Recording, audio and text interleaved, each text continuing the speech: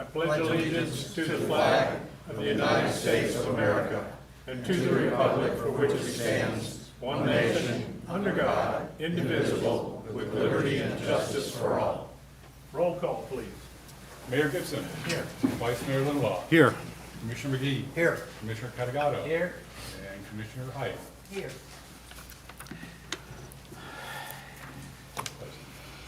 We have a number of individuals that have not been in the commission meetings before, so therefore I'm going to read the live streaming of the minutes for those that are not aware.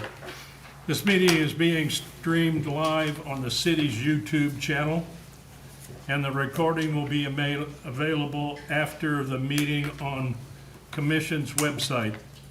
Those viewing the live stream will not be able to give input, post comments, call in to the meeting, or otherwise interact with the commission. Anyone wishing to provide input must physically come to the meeting at the commission chambers. All care is taken to maintain your privacy.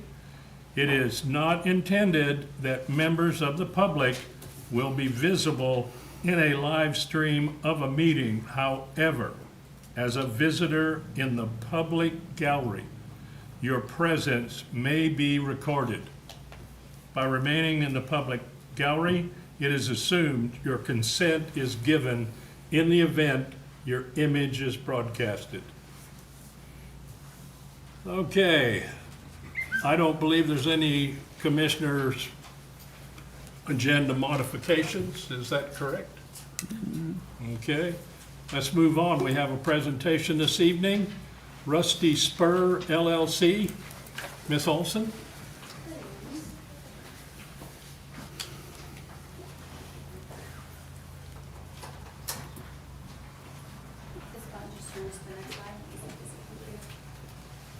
Good evening, everybody. My name is Brittany Olson. I own the Rusty Spur.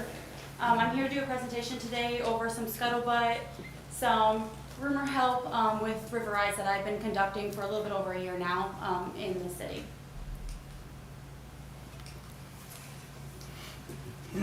Just want to introduce myself to you guys so you kind of have an idea who I am.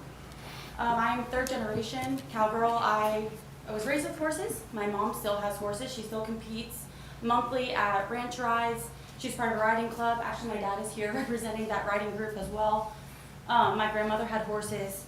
So this is ingrained in me. I am born and raised in Florida. I'm originally from Plant City, but I have been in this area for about 11 years now. My horses are stored right off Northbrook Circle. So it is county area of Oak Hill, but we are about 2 miles away from the park that we utilize. I started this business merely just to afford the animals that I love so much. This is not my full-time job. I'm a full-time police officer. I work night shift. I also work part-time at the academy teaching new law enforcement officers. I run the Rusty Spur, and I also do part-time modeling for a military and law enforcement company called TAC Gas. Before that, I was in the U.S. Navy, so I'm a veteran. So this is a veteran, local, women-owned company. I've been with New Smyrna PD for about 10 years in June. Consistently, my rides are about 25% cheaper than anybody else. There are no other places in this immediate area that offer trail rides outside of Shenandoah Stables and New Smyrna Beach. There are also no places in this area that offer river experiences or water experiences with horses. The closest one is Flagler County. I do not travel to Flagler County. The woman that owns that beach ride runs a nonprofit who rescues animals. She uses her rescue animals to do beach rides, so I do not step on that turf whatsoever. I respect that woman with everything I have, so I do not venture north. My beach rides are about $100 cheaper than anybody else. The other place that is closest per se is actually in Tampa, where you can actually enter the water, salt water on the bay. To date, I do donate to local charities. The kind of luxury of having this as my part-time job / side gig is I can't afford to donate to local charities because it is not my primary source of income. Again, I do it to offset the cost of animals. Inflation hit us hard as well. So to be able to afford the animals that I've always had my whole life, I have to have a side hustle, hence the Rusty Spur. You can see the list here. I'm not going to bore you guys with everything. Just understand that I do donate very regularly to local places, to include Burnside Tech. So if you went to the Hootenanny, you probably saw one of the silent raffle items as a trail ride. That was via the Rusty Spur, and those proceeds went directly to the school here in Oak Hill. This PowerPoint is also readily available. I'm sure everybody got a copy of it as well to review at a later date. I just wanted to educate everybody because I understand there's some rumors, some unknowns. We won this country on horseback. Horses have been around since the prehistoric times. They are very loyal, they're very giving. Our horses also love the water. If anybody had the opportunity to see our horses in the water, you probably saw them splashing. You saw them enjoying themselves or just standing, they fall asleep in the water. This presentation will include all of the pictures in this presentation are from our river rides. Our horses walk right in without any hesitation. I actually struggle with them loading in the trailer after because I don't want to get out of the water. And I'm like, guys, you guys are going home to eat now, so let's get going. They splash and they play in it. Horses are herbivores. So I know another concern that was brought up is manure. Totally valuable concern, I get that. But as it hits the water, because it's made of grain, grass, and hay, it immediately dissipates. So it doesn't, clog up anything. It doesn't do much. It just kind of falls apart, and that's it. Anytime that we move our horses from the trailer into the water, I always bring a pitchfork. There's a lot of kind of issues with people saying, well, what about manure? I've been doing these rides for over a year now, and I can stand here confidently saying you've never gotten a complaint about me because I always clean up after myself, always. Horse manure is natural. It does not cause pollution. Unfortunately, this river in this area has a lot of runoffs, a lot of pollution. There are people bringing boats with gas leaks, oil leaks. There's sailboats living in our waters where, unfortunately, those people that live on those boats are defecating as we speak in that river. So I watched the last commission meeting where that was a concern, and I'm here to tell you those are natural animals in natural environments doing what natural animals do, and it dissipates. Getting to know my horses, I understand that's also a concern because of liability or what have you, but all of our horses are exposed to four-wheelers, motorcycles, semi-trucks, emergency lights and sirens, boats, etc. You've probably seen me riding here on US 1. You've probably seen me crossing US 1. My horses ride in parades. I ride for the city of New Smyrna Beach in their Christmas parade as a law enforcement officer. I have sat on my horse and had a motorcycle with lights and sirens doing circles around me. Our horses are insanely desensitized. I can shoot guns off of my horses. Dogs have come up and run underneath my horses, yapping at their legs, and they stand there, cool, calm, and collected. They are exposed to yearly desensitization clinics where I bring them camping once a year. They're involved in desensitizing, which includes air blowers, those crazy little things that they have at car lots, fireworks, flares. They walk over fire. They walk through things. So for liability reasons, I get it because you're jumping on a 1,200-pound animal with a brain, but it's not just any willy-nilly horse that I find off the street. If I won't put my own 12-year-old on it, I will not put a complete stranger on it. My horses, like I said as well, they participate in rodeos and parades. We will be at the Cracker Day Rodeo this weekend, so if you guys are going to be there, please come and stop by and pet them and everything. That'd be awesome. I understand parking concerns as well. Where we put in at is a dog-friendly park. It is not heavily populated. It does not have a playground. We utilize the one spot to go into the water. There are about 19 parking spaces there, and mathematically, my vehicle, I have a F-250, it's in the parking lot, and I also have a horse trailer, if we even use a horse trailer. Like I said, our horse is off of Northbrooks. We ride over often. We just rode over this past weekend. But it takes about 6 spots up, so you still have 13 spots available for a park that is not heavily populated. At any time you can go down there and see that there's max 4 vehicles in there. I've never taken spots from anybody. There's never been parking complaints called into the Volusia County Sheriff's Office or anybody about my vehicles being there outside of just seeing a car there that looked like it was taking up a bunch of parking spots. So there's kind of 2 sides of this argument that I understand, which is the regulation of not allowing business to be conducted in city parks. I do not conduct business in city parks. My reservations are done prior to. The city park is used as a meeting place to utilize that ramp to get into the water that is already dog friendly. If you guys were to Google horses in the river, Oak Hill newspaper did an article 20-something years ago at that exact same spot, so it's not abnormal to have horses in that river. The river itself is also state regulated. So just to kind of get away from that rumor mill is, yes, I do utilize city parks, but not to conduct business, to use a walkway into a state regulated area. Fishing charters in this area meet at local parks every single day with their clients to conduct business as well. I did reach out to the city. I tried to buy a local tax permit. The issue is that my LLC is at my home address, which is in Edgewater. My horses are, and I pay board, and I have been paying board for the past 7 years at an address in Oak Hill. And I was told that I did not need a business permit. So I did try to do a business tax receipt through the city of Oak Hill and was told I did not need one. Again, just to reiterate, the revenue that I make is for the river itself and not the park. The river itself is state regulated. FWC has already been contacted. There are no regulations that have horses in saltwater in the state. This is a copy of the email that I received from the deputy city clerk about trying to get a business tax receipt. So if you guys just want to take a second and read that, I promise you I did try.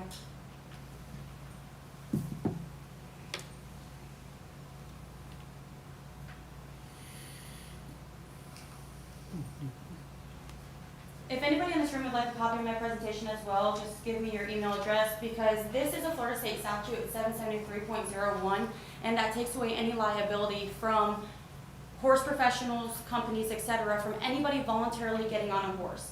I highlighted all the important stuff here, so that takes away the liability from city parks, state parks, privately owned barns. Coupled with this statute that covers me regardless, I also do a waiver. So I kind of, just double it up. I do a little bit more than what is necessary. But anybody can Google this statute. It's on Florida State Chapter 773.01. Just more of the provisions. That's 773.02. Also specifying that any public space is also exempt from any liability as well, if you're voluntarily getting on a live animal with a brain. But as I explained before, of course there's an inherent risk. They're animals. But they are so desensitized, so trained. They're ridden every single day. I do groundwork with them. I take them to clinics. I sprint and run underneath their belly. They are exposed to balloons. They are exposed to gunfire. They're exposed to everything you possibly think of to minimize the risk of even spooking over anything. In the river, I've had manatees swim right up to us, and my horses stared at them. In the river, I've been an arm's length of dolphins on horseback, and they do not care. So these horses are incredibly level-headed. The horses that we purchase, I have a 12-year-old. I utilize one of her horses that she rides. My best friend, who is a partner with me, has one of her horses that are involved that was bought for a 3-year-old, and that 3-year-old actively rides. She goes and picks him up at Steam Station on horseback regularly. You've probably seen her. And just some final takeaways. I know 15 minutes kind of goes by fast, but this is a fun, cost-friendly outdoor activity that's in our area. Anytime I have clients, people that come to do it, I've gained a lot of momentum on social media where people from the outside the area are wanting to do these river rides because it's different and it's fun, it's memorable. I always, always, always refer them to Goodrich's, the food truck that's usually in front of the farmer's market. I also do gas station river rides where I bring clients to the gas station on horseback at the grocery box, formerly the Sunoco, here in town. We do not cause parking issues or complaints. Again, natural animals in a natural area. My vehicle, I've even parked on the opposite side of the road before. There is plenty of room for that too. So if there's ever an issue with parking, which over a year there has not been, I have common sense, I have consideration. I will move my vehicle down to not take away from that park. We are local, we support local, as I showed you all the charities that I've donated to date, and we refer to local businesses. The last commission meeting, there was a little bit saying, well, that trailer had a 727 number, blah, blah, blah. I had just bought that trailer in September, so it has somebody else's decals on it. They are in the works of getting taken off and getting branded with my own personal brand that I have. I am a Volusia County, very local, located in Oak Hill business that is ran here in our area. I'm not coming from out of town. We operate similar to fishing charters in the area, offering experience in the water and not the city park itself. The city park that I utilize is just a meeting location. I've been out there and there have been kayak excursions, canoe excursions from Orlando, the bioluminescence rides, etc., doing the same exact thing I'm doing, getting their clients to come and meet them at this location and entering that location through the water. The park is awesome. That part of the river is completely sand. From the opening of the bay to where the RV park, all the way in front of Goodrich's. I've walked that river. My horses have never been injured in that river. There are no oyster beds or crazy rocks or anything silly in that river. It's also pretty cool too because as this picture depicts, the river is also only about chest length to the horses. And that's almost all the way out to the middle of the river where they had a dredge so boats could actually pass by. So that location is amazing. Kids can jump off and swim and gallivant, and the horses will stand there perfectly. If some of you guys have seen this in the river, it's a blast. I mean, we can cannonball off of those darn things, and they just stand there so cool, calm, and collected. So to take this away not only from me and my family, but the area, it's kind of silly to me because how cool is it that Oak Hill gets that attraction with a local business that can do something that's family friendly and cost friendly? I allow children to ride with their parents as well because, like I said, my horses are desensitized. So the whole entire family can enjoy this in the river. They take turns on the horses, they swim in our river, and then 9 times out of 10 they go right to Goodrich's for lunch after and enjoy a local city business as well. And that's the end of my presentation. Was there any questions? Any questions?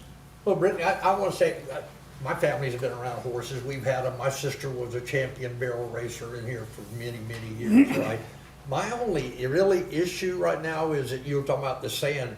We used to have grass in there outside, and that's my only real issue is that we're trying to get that seagrass growing back in numerous areas. Right, and I understand that There too. used to be some, but with all the algae and everything else, you know, it's killed it off and it's starting to grow back, but all right, that's my only concern is the seagrass. As long as you're conscientious about if they're, you know, they're dropping manure or something in the park and you're picking it up. Okay, and Every time. I believe you would do that, Yes, all right? sir. But, you know, my only concern, real true concern is That was my is the primary concern, seagrass. was the grass. We've tried so hard to grow We're back. working very hard trying to get that seagrass And I do going. understand that concern, but also you have people going in and out with their kayaks. You do have dogs because that is a dog-friendly park in the city going in and out. And that river is state regulated. So I'm not chomping them around. I'm not doing circles and tearing up all this grass. I understand that concern, but they're just walking.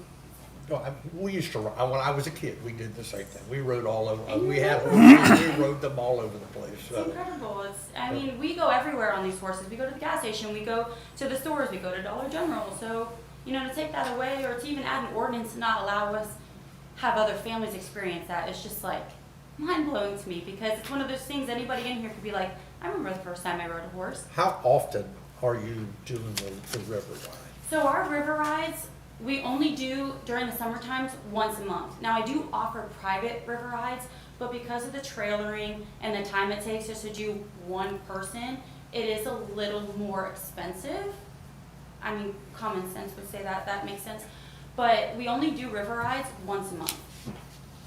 And it's usually an event, so we'll have 4 to 5 slots, they're 40 minutes each, and families will come in their own specific slots for one day, and we're out there for a few hours once a month. Where do you actually ride to when you put them in? So when we put them in at Van Park, we'll go to the left, all the way to the opening of that RV park, Okay. down the river, away from the docks, away from anybody's personal property, turn around and go all the way back down in front of Goodrich's and do the same. You know that big To where dock that is? channel You don't is go in as front far of as the city pier, I'm side. sorry. Goodrich's, everything else is in there is waist deep. until you get to that channel that they dug there for the boat coming out of Goodrich's. The rest of it is just waist deep, if that. Yeah, and we allow people to, typically if we have an extra horse, it'll be guided, but our horses know where to turn around. They're built in navigation systems. So they'll go down, people can just ride by themselves, enjoy their family times by themselves. We're in the water with them, taking pictures of them, taking videos of them. For that 40 minutes, they're riding that channel, and then they also get time to stop, do the cannonballs off, swim next to the horses, just really enjoy that part of the river, not on horseback. We do it bareback as well, so newer people that aren't used to riding bareback, that can be a lot on their bodies and legs just because you have to hold on so tight. But it is a 40-minute ride, and we do offer about 4 to 5 slots when we do our river rides once a month, starting in the summertime months. Okay, thank you. Anyone else? Thank you. Thank you.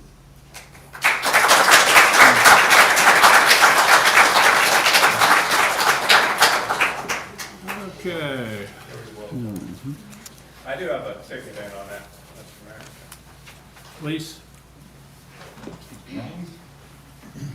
I was gonna ask, I thought you put something in. Neil Bonds, 295 Indian Creek Road. I want to start this, that everybody understands this is nothing personal, what I'm speaking about here. I know people take things personal. I like horses. I like small businesses. I like kids getting to go out and do things. My concern here is liability to the taxpayer. I understand there's some laws protecting liability if you hire someone out and they get on your horse.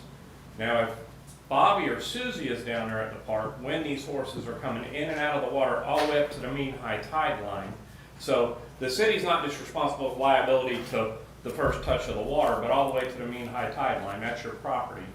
And little Bobby or Susie, who has made no agreements with horses or anything, and Grandpa's not watching, and that horse comes out of the water and something goes wrong, and I know your horses are well trained, there's 65,000 emergency room visits every year for horse injuries. They do happen. People get injured by horses.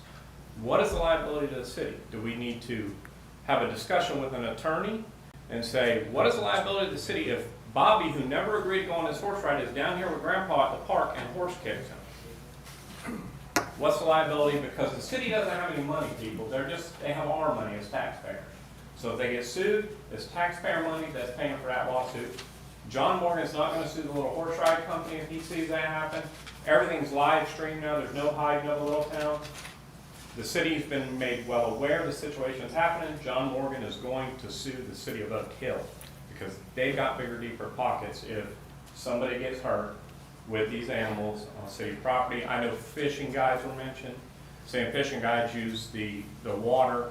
Well, fishing guides launch a boat at a boat ramp that everybody knows launches boats at a boat ramp. Everybody expects that to be there. If we're going to do this and allow it, at a minimum, I would say we need some signage up, warning people at the park, trying to take some liability off, saying equestrian activity is here.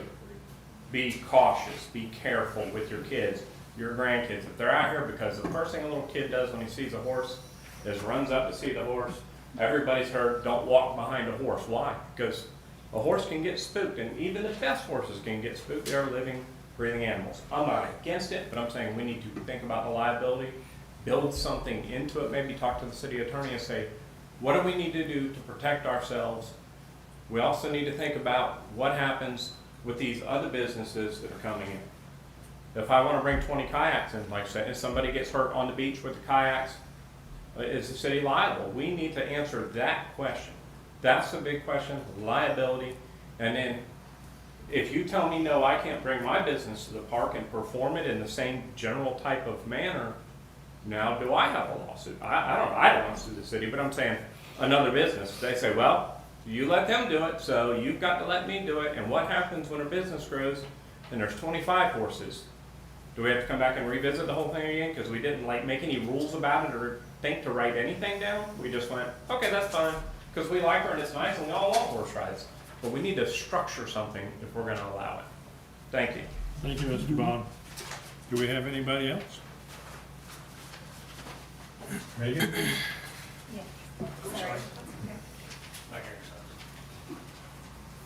Megan Bracey, 145 Westbrook Circle, as most of you know me.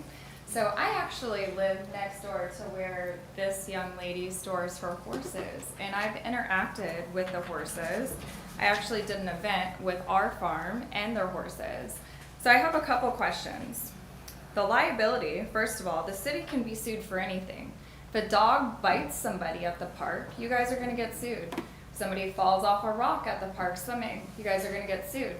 So I think we need to worry less about who's gonna sue you and work with our businesses that are in the city. So why not come up with a resolution on how we can help this young lady and work together on, if you have an issue, I heard your concern about the grass.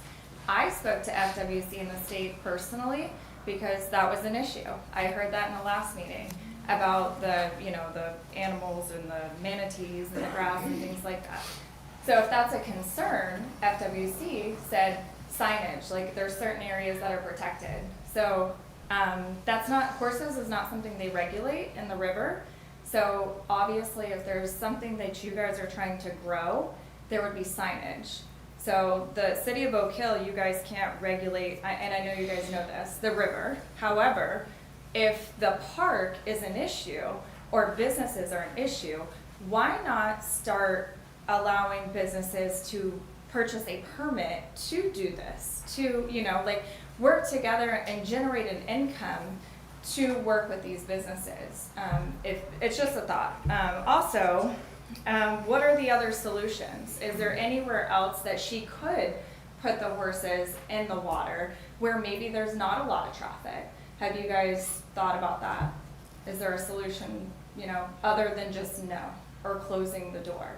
Because we are a small town, and I know that, this is a great opportunity for a lot of people. I see them riding. They do events for families at a very low price, and it's a great thing. So how about we not say no and look at other solutions? So just my thought. Thank you.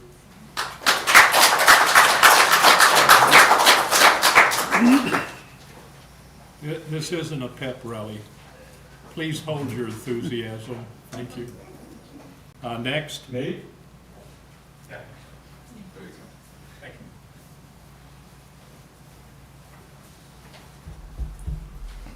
Good evening, Council.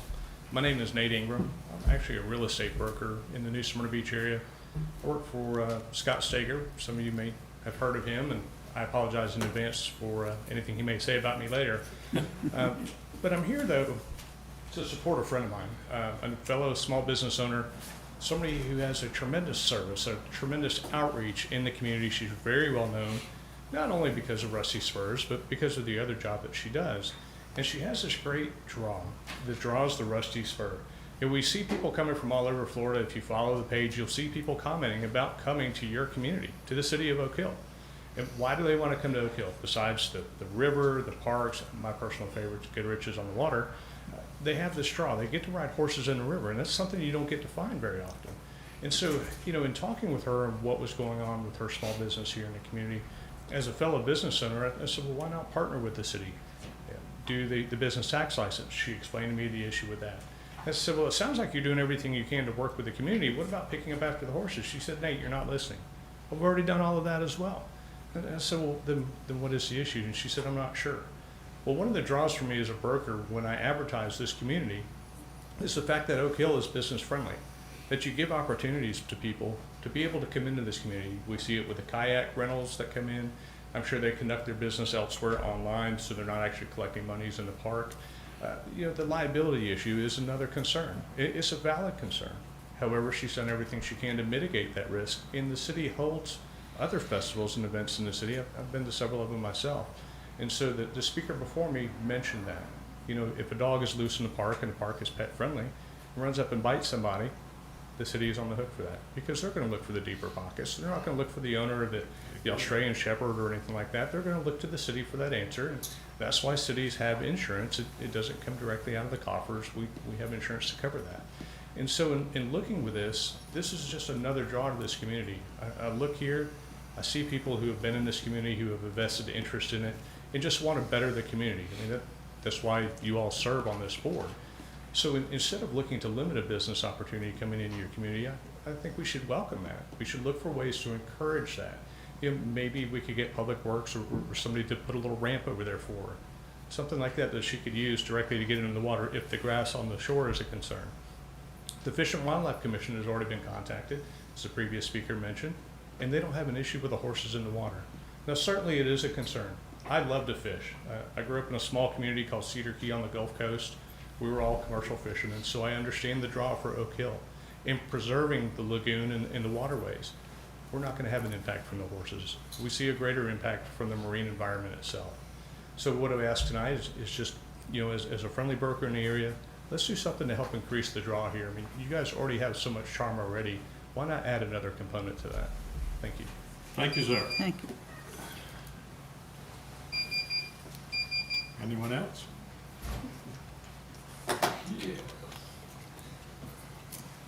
Jason?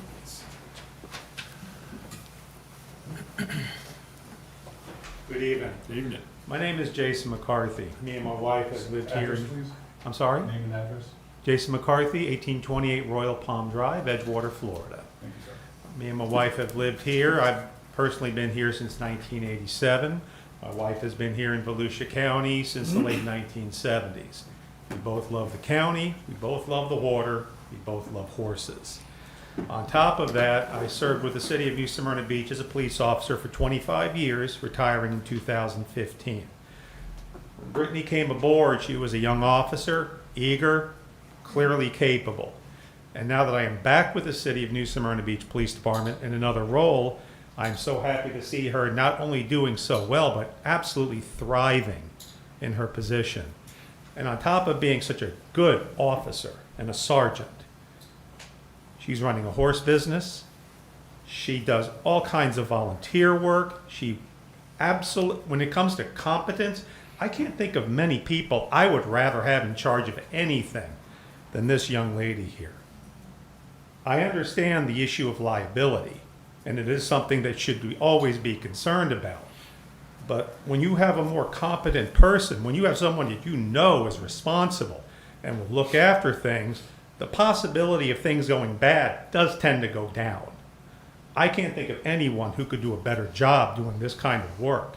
And as far as I can see, I don't see this as a liability so much as an asset, something that should be encouraged. You guys should really work with each other and really make something out of this, because I see nothing but good here with this young lady. Thank you. Thank you. Hold on. Anyone else? Yeah, Chris? Name and address, please. Sure. Chris Harris. I live on 148 Randall, Oak Hill. Yeah, I'm just here to speak on Bernie's behalf. Woman veteran, public servant to our local community. I know her personally. Can't say anything but great things about her. I'm also a chief here in the Coast Guard at Station Ponce Inlet, so I know we have much larger damaging issues to our waters here than her once a month walking our horses through the water.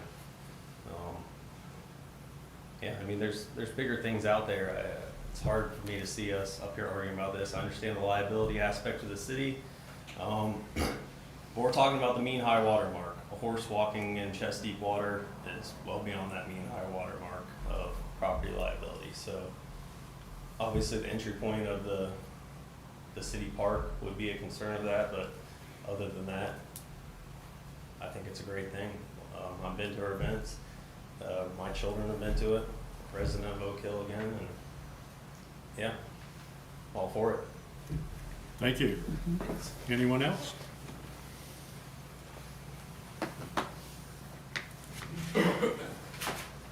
Terry, do you want to speak to this or no? I don't want to speak about the horses. I mean, I love horses, but I want to speak about something else. Okay. Yeah, I don't think anybody on the board here has any doubt about her integrity or her professionalism. It's just that we had some complaints from citizens about the horses in the river, that's all.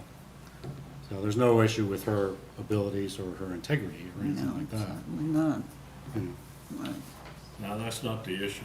No. This is, to me, this is a delicate issue from the standpoint of, and I'll use Edgewater.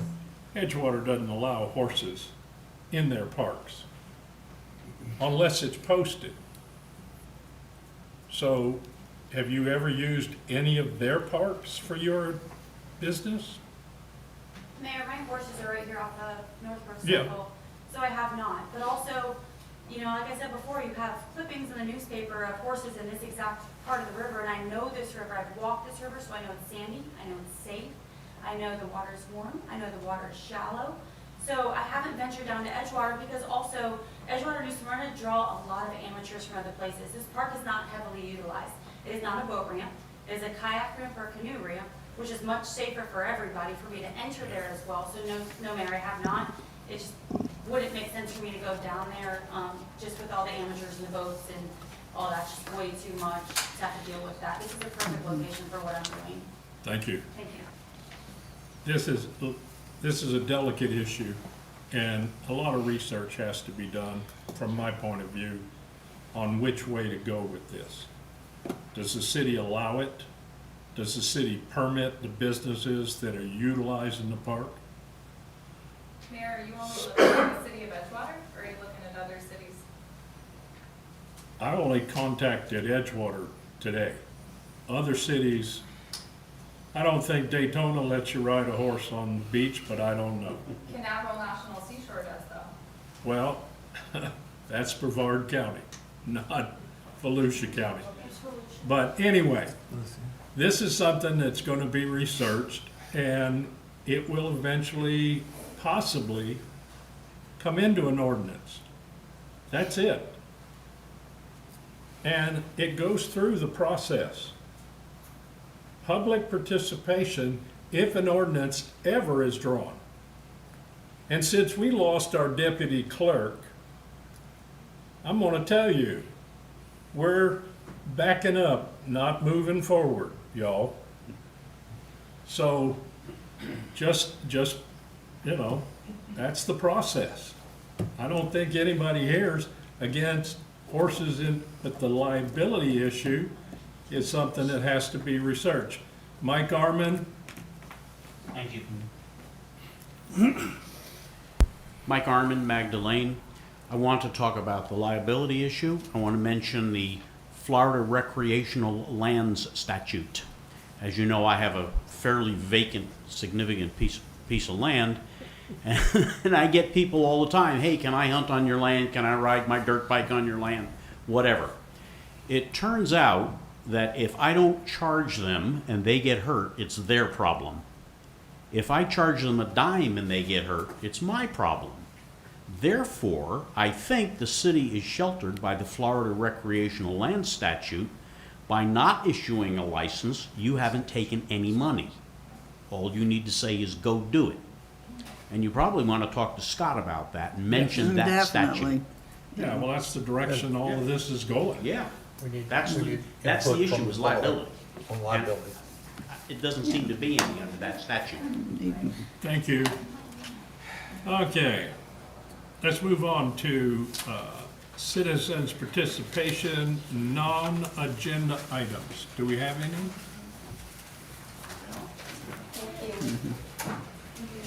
Thank you. Y'all be careful.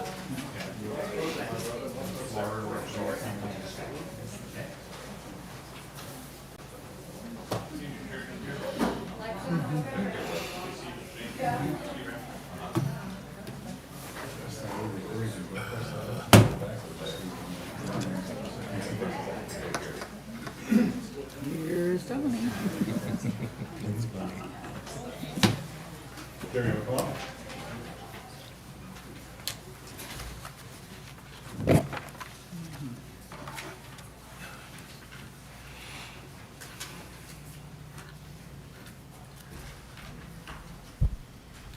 Derry Cummings, 131 White Street, okay. You can hit that timer, because I ain't gonna be that long. I received this. I have a problem with this. What, I don't, What I'm is sorry, it? I don't know what this is. This is a newsletter from Joe, Oh, okay, about Macedonia Church. Okay,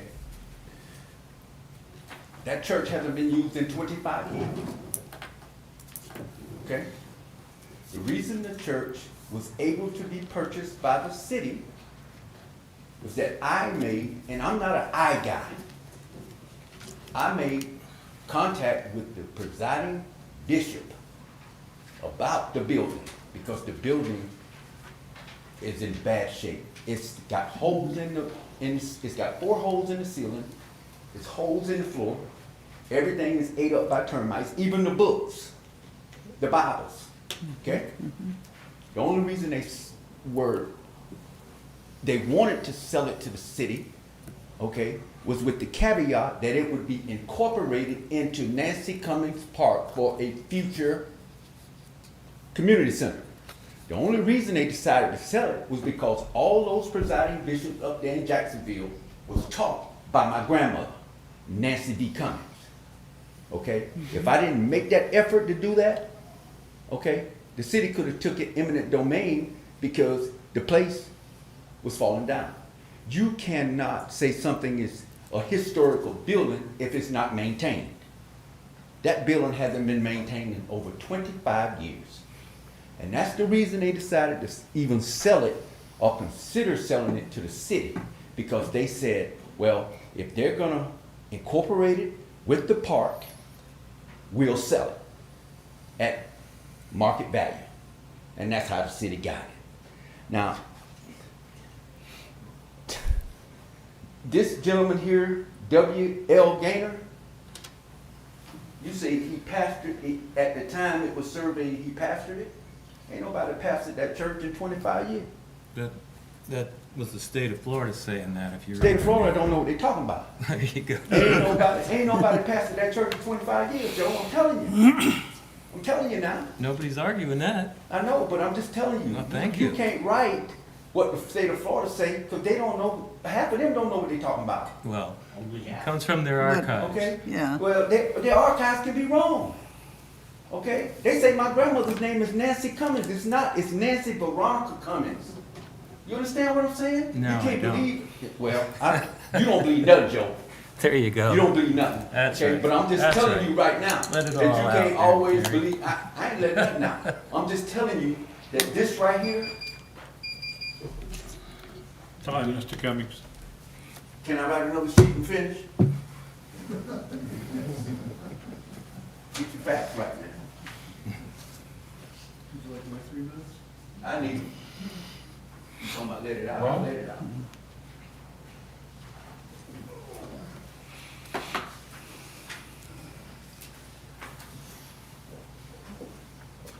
I got some news to share with everybody. You're not gonna like this.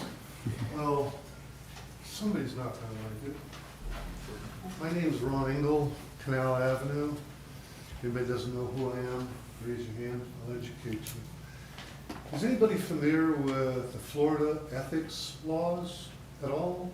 Raise your hand if you've ever been involved in it. We all have to Yeah, run we through have to go this to every classes year. every year. Ron, We got yeah. Yeah.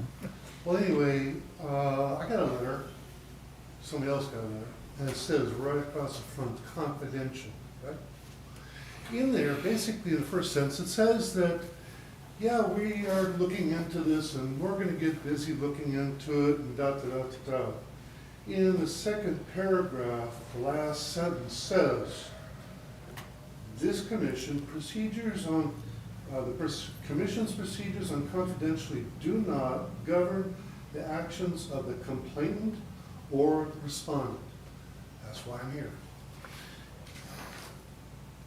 See that? Anyway, I want to give this to the city attorney.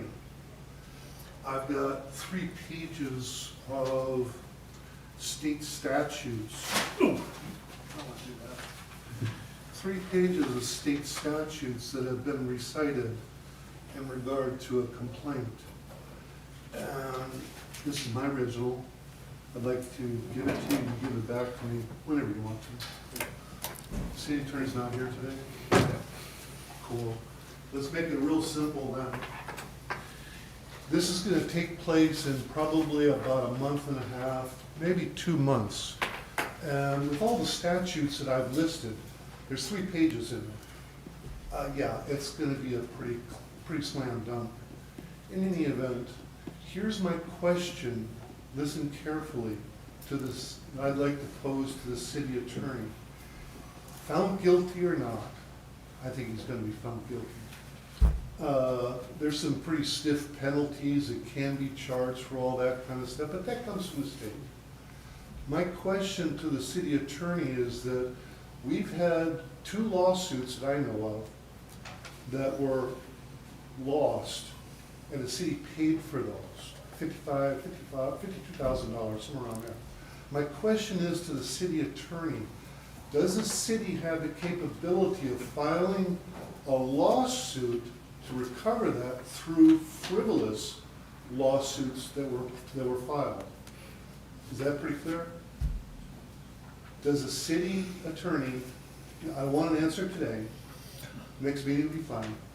Does the city have the capability of recovering those lost monies through his, because of his frivolous lawsuit? Any questions? Questions? Okay. I'm fixing to do another one. Okay. Say thank you.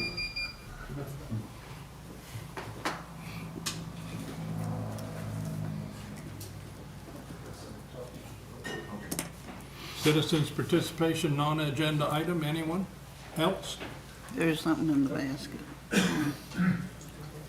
My name's Joe Kosher. I live at 228 Lagoon, Mist Court. And I'm not even sure if I'm in the right place to ask these questions. I don't know if it's city, county, state.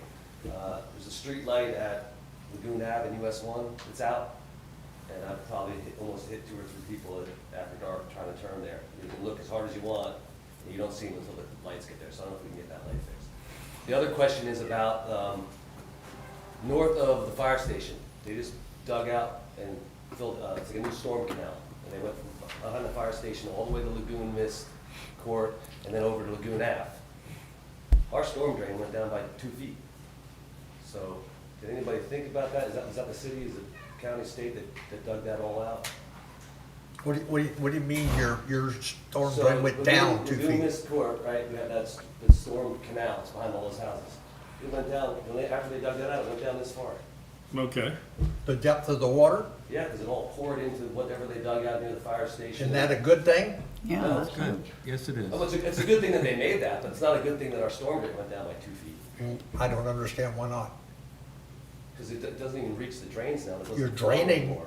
draining now when you weren't draining before. I'm not clear Sounds on- like a good thing. Ever since we moved in, the water level's been here, Okay. and now they did that, and now the water level dropped, so I don't consider It just that. means that the drains are working. The Before water's they weren't. draining now that it didn't before, which is supposed to do. If that's what you're saying, okay, I mean, But with it doesn't hurricanes, seem like a good thing to me. I mean, I was there during the hurricane last year before we moved in, to Right. see how it was. yeah. And then water level was the same as it has been since we moved in this summer. Now it dropped. And people say, oh, it didn't rain, but it's not that. It all poured out into whatever they dug. So, you're saying that's a good thing? I didn't think it was. It should be. I mean, It should if we be. get a heavy rain now, then all right, You you have more won't capacity. flood out. It'll run down We've- that other We've never dip. had a problem with flooding. It rains like crazy during that hurricane. I was here during the hurricane when it poured for a week. That water level stayed the same. Now it dropped. So it's just. So to me, something's it's weird. It working. should drain better now, so, Yeah, yeah, I something- think that's a something's So you good think thing. that's the new level of the water now? Yeah, Yes. that's, Well, that's, yeah. I mean, That's- that should be a good thing. That's what we're trying to do, isn't it? No, Yeah. well, it's not. Absolutely. Because it used to look real nice, and you had a nice big pond, and now it's like dry, it's like dried up. I mean, at least us that live there don't like it the way it is, I'd rather have it where it was. I can show you pictures, I don't know what else to say about it. It's a So you- retention pond, right? Yeah, So Yes. when the water flows off of the surfaces that are non-pervious there, they go into that retention pond and then Yeah. enter into the city's drainage system. So they Well, didn't dig I don't think anything, you they understand what cleaned I'm it. saying, the water level's been the same for whatever, 8 Yeah, months, but that- a year, they a just- year. After the first time I Just saw because it was a hasn't year. worked They just cleaned it. properly in the last several years. Like within the last couple of months is when they cleaned that ditch. Yeah. north of the fire station, that's a new ditch. It's That right was behind your house, Yeah. going underneath Lagoon Ave, that ditch. They cleaned that out. Yeah, And then they it looks really good. Going that way, then Yes, a lot I've of seen water that, yeah. poured into that. That should be Okay, a good all right. thing. No, No, it's you're saying that, but I don't think it is. We never had a problem with flooding over there. And now the canal that's by my house has dropped way down and it doesn't even reach the drains anymore. And it looks bad and it's, You're saying the drain to get rid of it is higher than the Thank current you. water level? yeah, I mean, that's it. You're saying it's fine. I guess I'll have the association look into it. I just wanted to get, okay, thanks. Thank you. Thank you. Anyone else? Mike? No, for now. No? Okay. Moving on, citizen administrative reports. Purchase of Gain Street property north of Mary Deweese ball field. Mr. Mayor, Commissioners, this was for that property that the resident had offered for sale to the city. Reached out to the resident, made the offer, the $75,000 contingent upon the city gaining the ECHO grant. It was declined. So this is merely informational. Scratch it off. I should point out too that I received an email today from the ECHO grant people saying that they have decided to start or to offer an additional, I guess, round of grants, and they're having that mandatory meeting on Thursday. Yeah. So I'm going to try to attend that to see if we can get the ball rolling, to see if we can gain access to some of those those funds. Did they counter offer on that property? No counter? No. Okay. Just decline. Okay. Okay.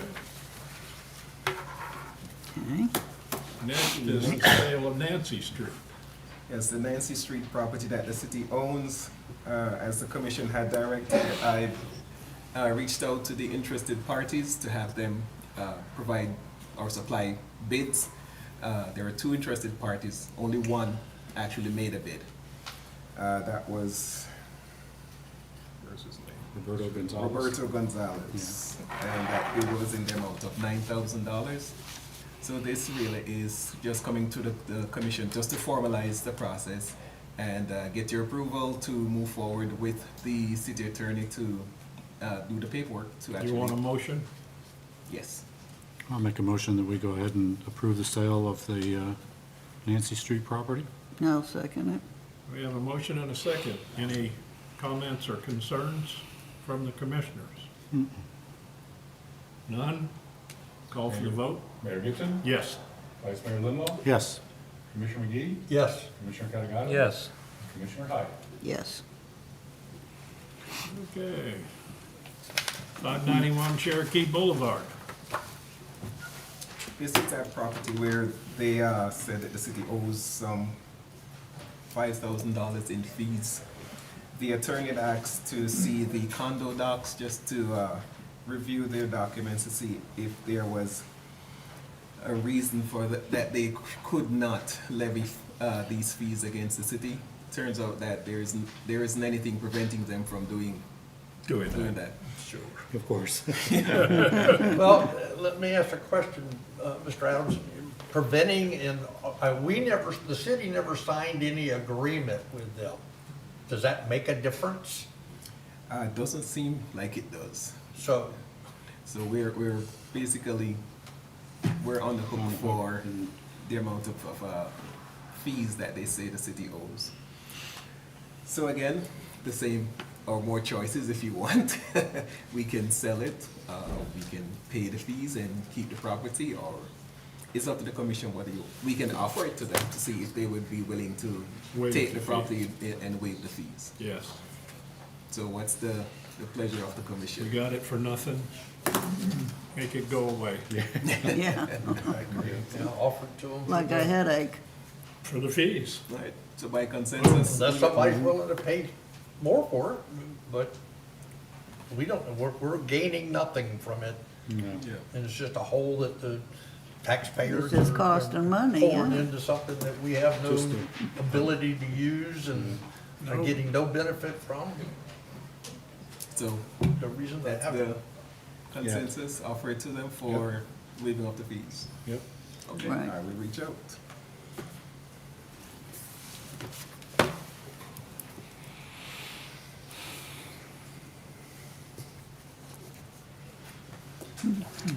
Consent agenda, nothing. City attorney, nothing. City planner, Nothing. city engineer, nothing. Sheriff's department's not here. City admin matters. 129 Randall. Commissioners, Mr. Mayor, this came to me rather unexpectedly from Mead and Hunt. They sent an email with a quote to do some work for this residence, and I wasn't quite sure what was happening or where that came from. In speaking with one of the representatives there, they said that during a meeting it was promised that this person would have this work done, so they decided to go out and get the quote and provide it to us. My memory is not that we never, the individual came up there and said, I want the extra Pit. put on this part of my property, so I don't have to, if I put another house or something like, we never committed to that or said that we would do that. Yeah, That was the individual saying, I want, right, and because, right, but we never committed to doing that. It did, you know, I mean, you can go back and listen to the recording and stuff, but I don't remember us agreeing to that. I don't have that recollection either, but I have the recollection of him saying he wanted it there, Yeah.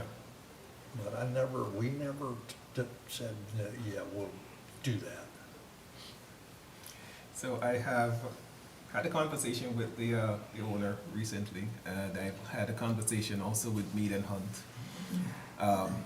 I'm going to be meeting with both on Wednesday at the residence property for them to go over the issue again and for a determination to be made as far as what exactly needs to be done and how best to address the issue for the resident. I still don't believe the city should be paying for anything, but I want to make sure that I fully understand what the issue is and the resolutions for the issue before I make any final decision or recommendation to the commission. So after I gather more information, after meeting with them, I will.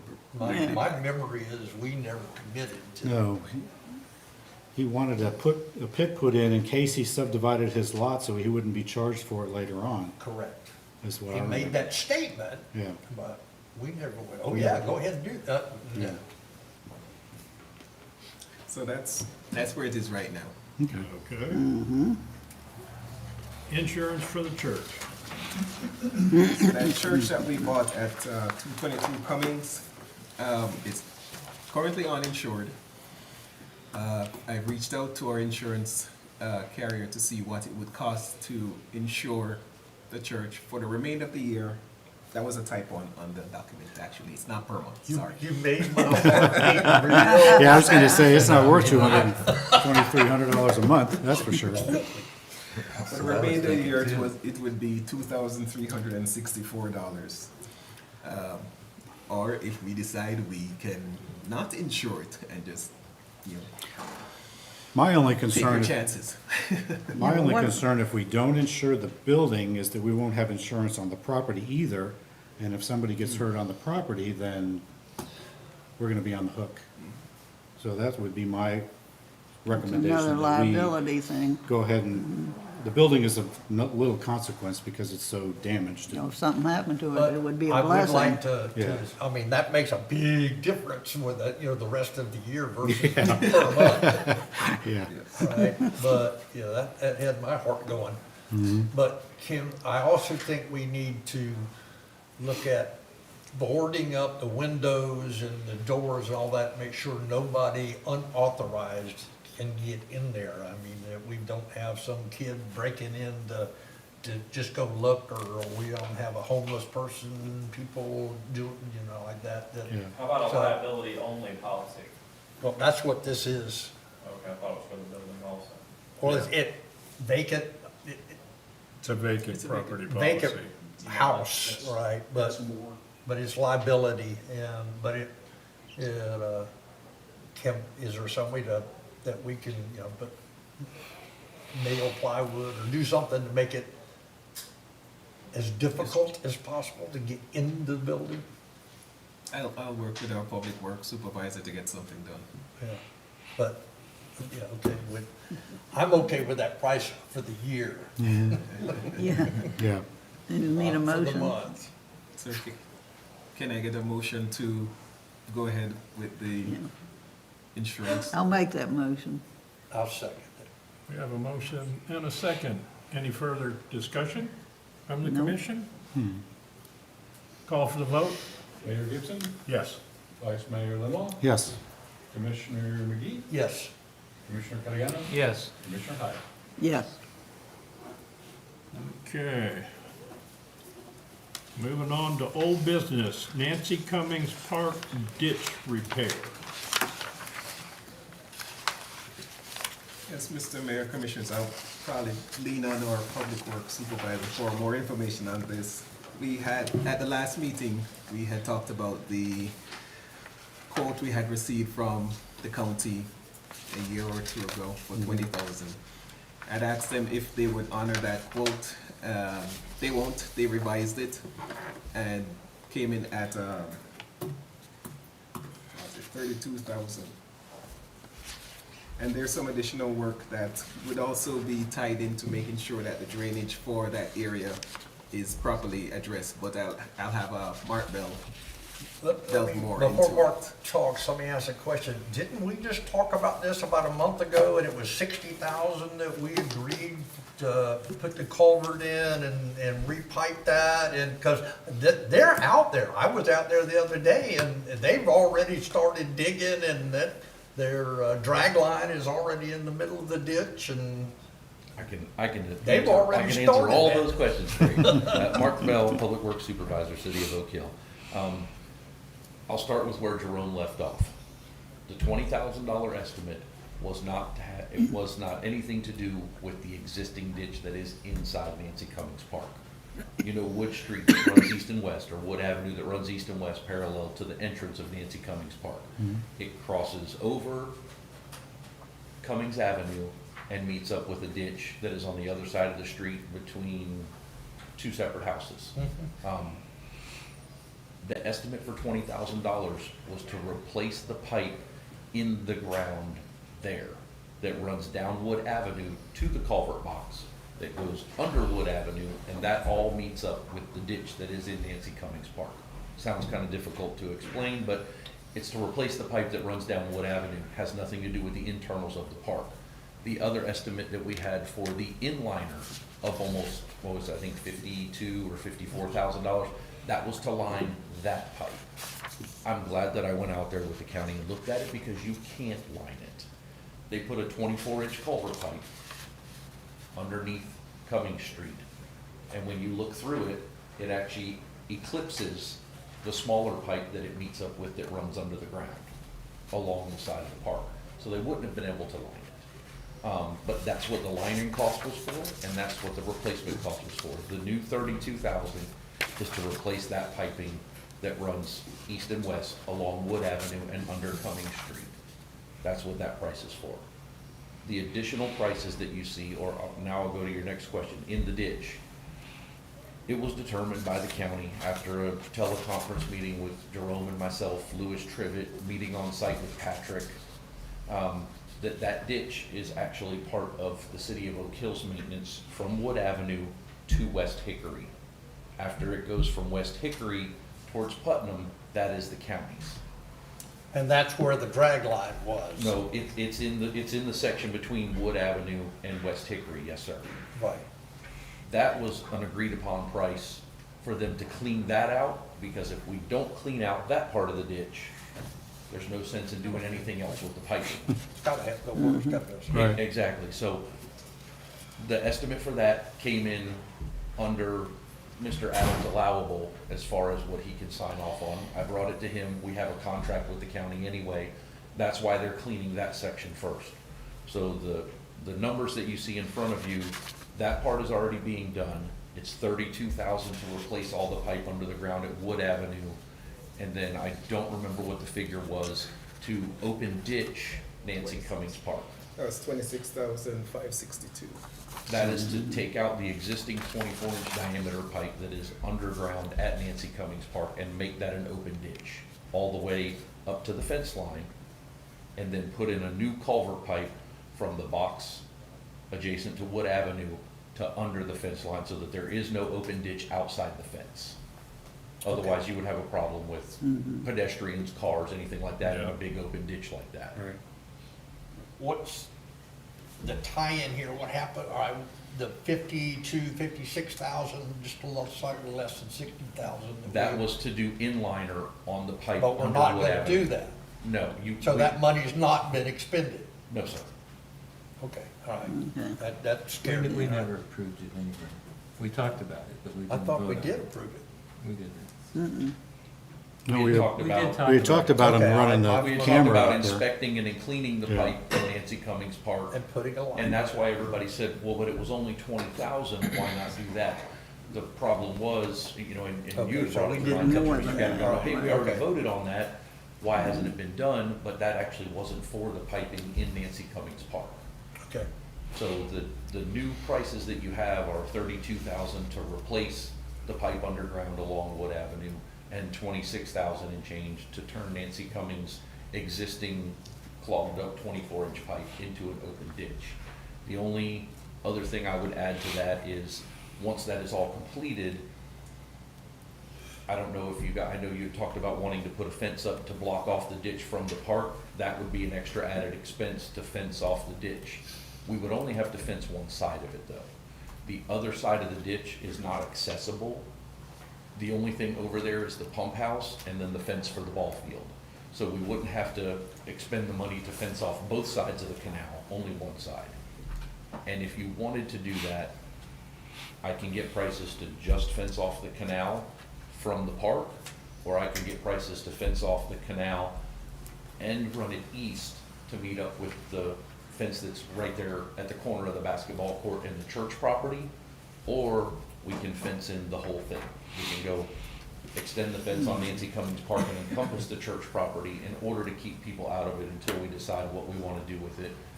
And also to answer your other question, if I remember correctly, the only door that is not boarded up on the church right now is the one that I put a lock on so that we can get in and out. All of the other windows and stuff are boarded.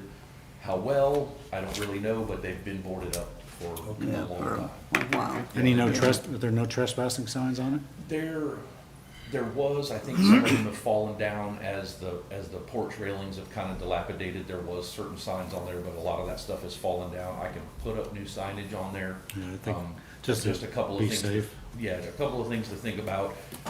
Do we want to board up that door that I put a lock on?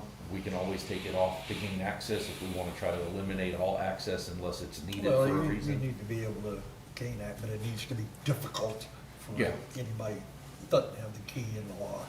And then, just think about what you would like to do with fencing in the future, just the ditch, the rest of the park, or make it encompass the entire church property as well. Well, again, didn't we have that discussion about putting that temporary fence up, that, that's 6 foot high, that you just drive the spikes in, the post in, and then set it up there until we figure out what we're going to do with the park? We can do something like that. I don't. Because that's not expensive. I mean, that stuff I put 300 foot of that up, and it cost me like $250. You got post and fence for 300 foot for cheap. Tractor Supply. Was it 6 feet tall? Yep. I'm going shopping for fence. I mean, with it's you. been several, that's been like 3 years ago. Wait a minute. Ask him how many years ago that was. 3 years ago. I didn't know you could Well, walk I've through still Tractor got, Supply I've for still that got price. the pounder. Yeah, we've got, I know what you're talking about, the T-posts, basically for cattle fence and stuff like that. Right. So But, it's easy, it's fairly cheap to do, and But does anybody have any questions, or does everybody understand where the piping, the new piping is gonna be versus the open ditch? And I'll explain this, the reason that the county really lean toward the open ditch is they do not have the equipment to de-water, de-muck, put in new pipe, so on and so forth. We would have to go out to bid for that. I did get one bid about 8 months ago, and it was about, I think it was about $125,000 to $150,000 more expensive than what the county's talking about doing, making it an open ditch. About the cheapest price I could find from a small company was about 150 grand to put piping inside Nancy Cummings Park. We need to get it drained out and keep it, because I mean, right now, there's an inch of rain falls in there, and that whole thing is flooded out. Right. It's water, we've got to get a path for that water to get out of there. I mean, the least expensive cost obviously is making it an open Floods- ditch, but floods if are you guys easy. have questions But about we it, have or the don't funds understand for the it. orientation Yeah, of it, yeah. What's the total cost? the total cost, I think, is somewhere in the neighborhood, including the in-ground pipe and the ditch opening, is around $70,000. $70,029.17. That's coming out of ARPA. And I would Yeah. recommend, if we are going to do it, to do both at the same time. Yep. Because they are gonna have to dig up the culvert box that is there by the road to tie in with new pipe Yep. and new Do it pipe, all and there's no together. sense in trying to dig it up twice and possibly Do everything at fracture once. one connection when you go Yep. to put in the other. Let's get it done. It's long overdue. We definitely need to get it done. Yep. I make a motion that we accept the $70,029.17 using ARPA funds to install the new pipe, create the open channel, and repipe the culvert box. I'll second it. We have a motion and a second. Any further discussion? I have a question. Yes, sir.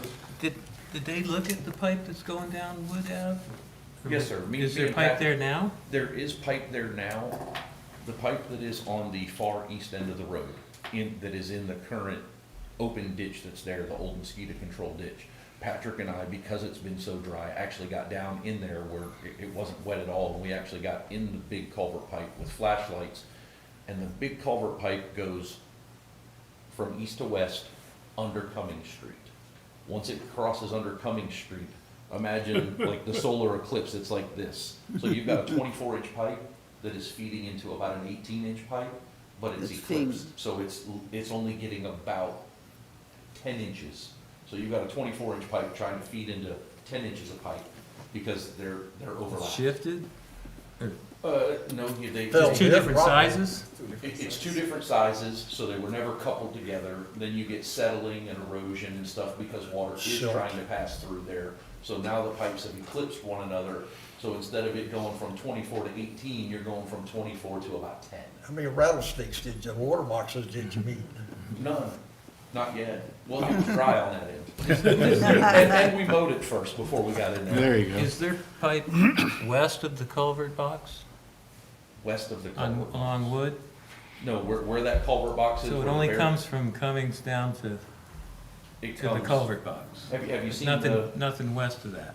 No, Down by, like going toward the ball extending diamond? towards the ball field, no, sir. I got Where you. that culvert box is the underground pipe that runs through Nancy Cummings Park. It comes into the north side of the culvert box, and the pipe from Wood comes into the east side of the culvert box. They both meet there and go under Wood Avenue, which that is a concrete pipe under Wood Avenue, so we don't have to replace that.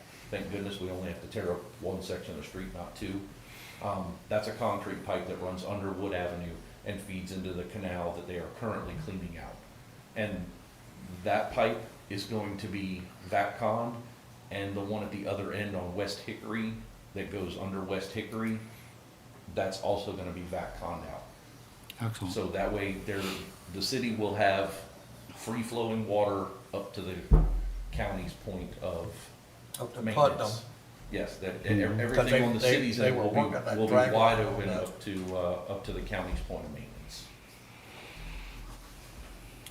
Okay, motion. Anybody else want a question or comment? or- That lady that was with us out at the church the other day, did she mention when we were talking, I forgot what her name was. She was very nice and I know her name, informative. and She knew a lot of history. I call her Mrs. Merrick because I know she's one of the Merricks, but I cannot remember her first name.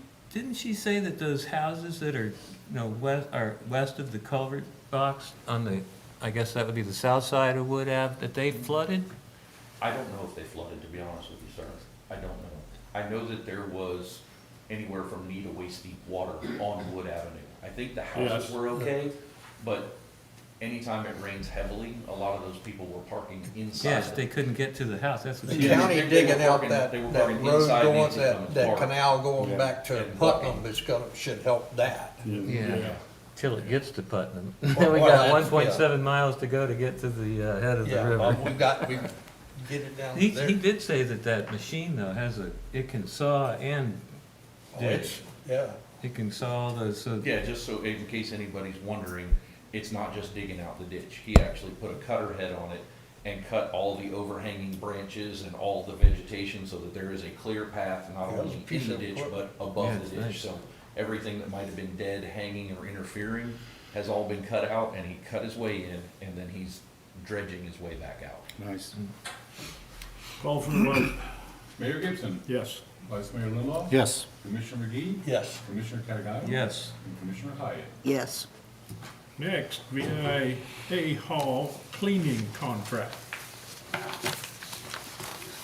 Mr. Mayor, Commissioner, this is coming back to you because after it was approved the last time and the attorney brought up, making sure that we understand fully what deep cleaning and routine cleaning means, went back to the vendor and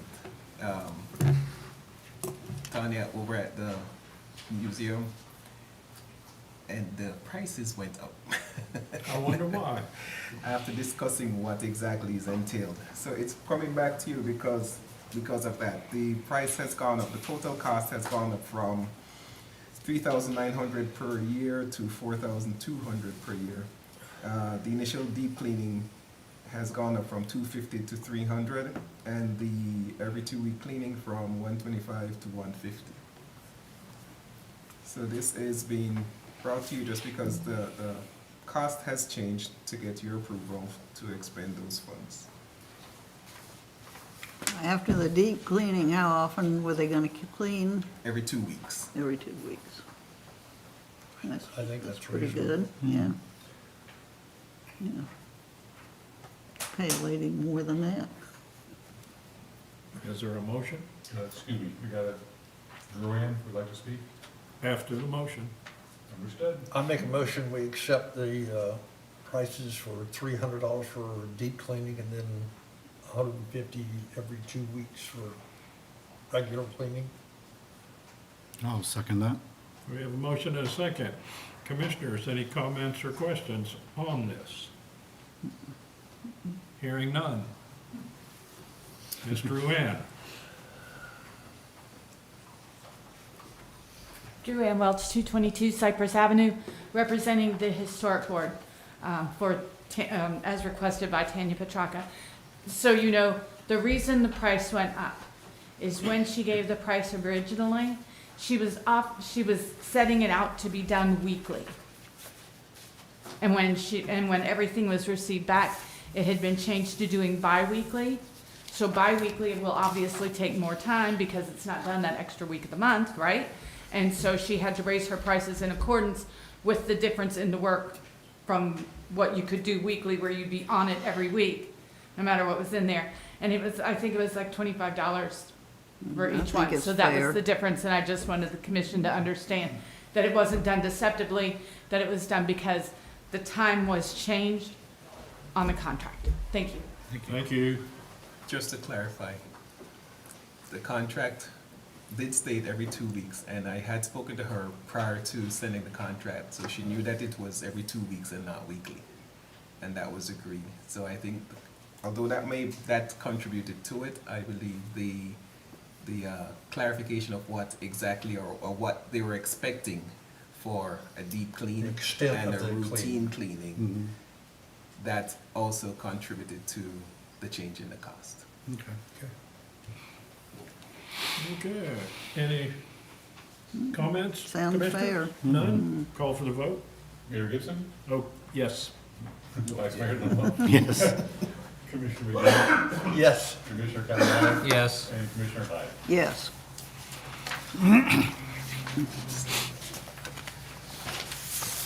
Okay, new business, ordinance 2024-02. Has to be read. Mike McGrath, City of Oak Hill, Code Enforcement. An ordinance of the City of Oak Hill, Volusia County, Florida, adopting the Code of Ordinances of the City of Oak Hill regarding mobile food vending and mobile food dispensing vehicles, creating two new sections, 6-54 definitions and section 6.55 mobile food truck dispensing vehicles, providing location and operation regulations and certain zoning classifications, providing for the definitions, providing for the allowance of a special use commercial BPUD, B1 through B3, industrial I1, providing for allowances as a special use in agricultural A1 classifications and other classifications, providing for regulations on our vacant lots, providing for compliance with life and safety codes, providing for hours of operation, providing for storage, parking, and providing for state vehicles registration, and providing for conflict ordinances, authorizing inclusion and in code, and providing an effective date. I basically kind of threw this thing together a little bit because lately I've been getting inquiries about food vending vehicles. They're in Edgewater right now. If you go to, say, Pelican Plaza, if you go to Fairwinds in Edgewater, they're there. Edgewater allows them.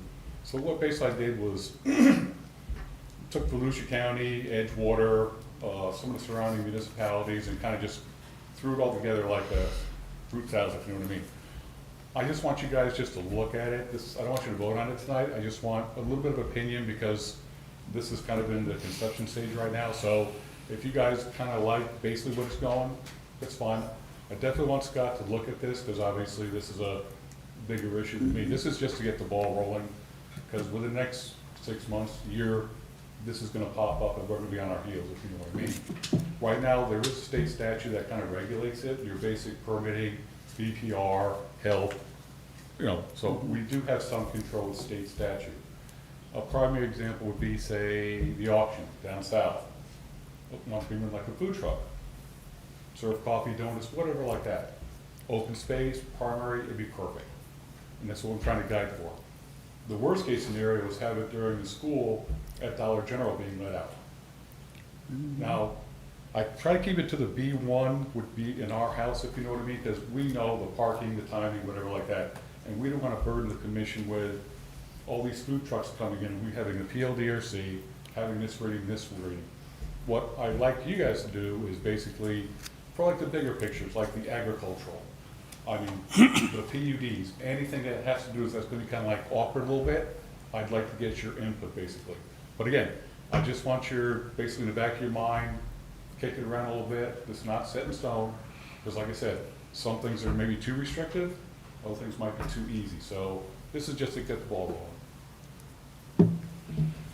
Just looking for comments and suggestions after you've read it to, you know, provide your input so we can bring it back, have the attorney review it and bring it back again for I do have a slip and I want to make sure that's not just passed over on this topic. Thank you. Well, one of the things that was going through me was that we need to have the attorney look through this, right? I would like to have some input from him. And the other thing is, when we have special events or we have somebody that comes in and brings in catered food. Okay, there's an event over at a park, at our park, and somebody asked Dustin's to bring in some barbecue and potato, you know, and that kind of stuff. Does this impact that? Yeah, they can bring it in all they want, if you know what I mean, as long as they don't do it on site. Basically, you already have in your special activity, I believe, don't quote me, I believe it's like 75 people and over, and if they bring a food vending truck in there, they have to go Okay, we before say the commission. food didn't need truck, but that's the other part of my question, is somebody, some group, Friends of the Library, we cook hot dogs over there, right? Does this impact that? It can, so this is why I'm making notes of this, so. I mean, so there's a number of Organizations. Item A, under section 655. Mobile food dispensing vehicles associated with special event in accordance with Chapter 4 and Chapter 6. Outdoor entertainment events shall not be subject to the standards in this section, provided the City of Oak Hill Commission has approved such event.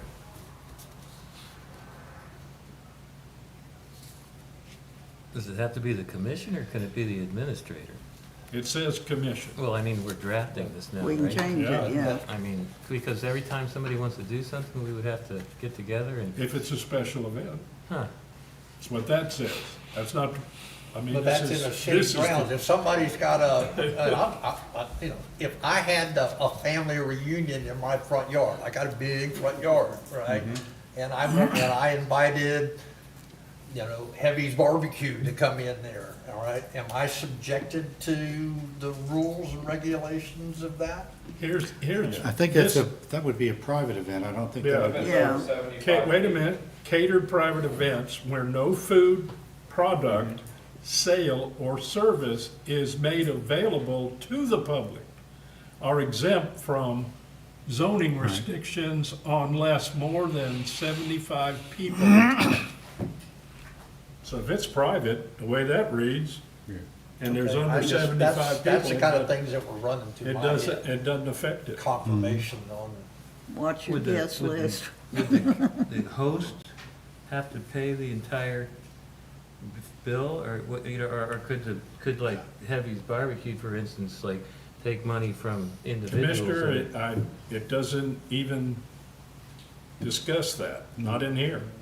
It kind of sounded like they But if made it you, out like as if if you you have a couldn't private charge. event, you know, you're the one that's setting it up, Yeah, like the garden club. You know, it's their deal, not ours. yeah. right? Yeah, I mean, we have a number of organizations like that do that kind of thing and take hot, you know, donations and stuff for, Yeah, we even bought a hot dog cooker. yeah, that kind of thing. Big one. that I'd hate to restrict them to,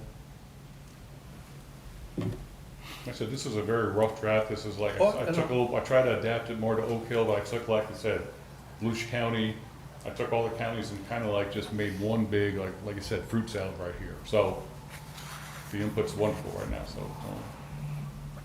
Because of the length of this, I think the commissioners are gonna need Some time. some time to have a read through. workshop. Right. We'll read right, through right. all of it and have a Yeah, workshop. Yeah, Come back. I think we ought to have a workshop on it to make. you know. I understand the need, Yeah. Yeah, because yeah, there's a lot forward of thinking them. is good. Yeah, there's a lot of them in Edgewater And now. they're starting to Yeah, pop up.